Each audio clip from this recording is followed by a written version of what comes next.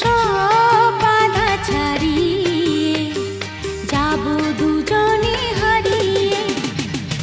গোল প্রিন্টের শাড়ি পরে গড়িয়াহাটের মোড়ে আসতে পারি ঠিক সন্ধে 6টায়। পেলাম যে কথা নিতে পুজো অষ্টমীতে